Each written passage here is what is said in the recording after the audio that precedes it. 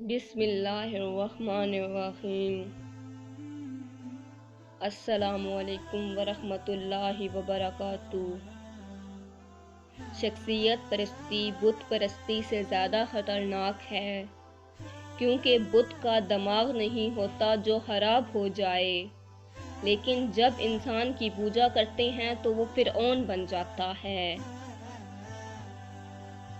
زندگی میں کوئی خوشی، کوئی رشتہ، کوئی جذبہ کبھی مستقل نہیں ہوتا، ان کے پاؤں ہوتے ہیں۔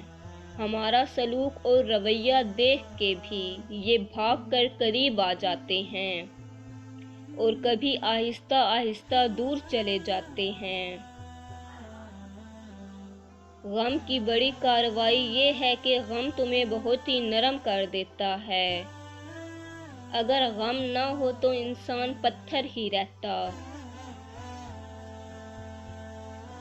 انسان کی زندگی میں ایسے لمحات آ ہی جایا کرتے ہیں جو وہم و گمان میں بھی نہیں ہوتے۔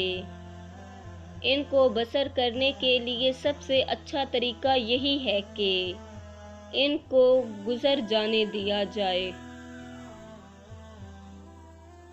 دنیا میں ہر نئی محبت اپنی جگہ خود بناتی ہے۔ کوئی بھی نئی محبت پچھلی محبت کے اثرات کو نہیں مٹا سکتی، نہ ہی اس کی جگہ لے سکتی ہے۔ شاید محبت کی مثال بھی بہتے پانی جیسی ہے، جو ہر بار اپنا راستہ خود بناتا ہے۔ یہ قدرت کا قانون ہے کہ جو انسان کسی کو استعمال کر کے اور اسے دھوکہ دے کے اپنی خوشیاں حاصل کرتا ہے، وہ کبھی نہ کبھی خود اس سے بھی زیادہ دوسروں کے ہاتھوں استعمال ہو کر زندگی میں دکھ سہتا ہے۔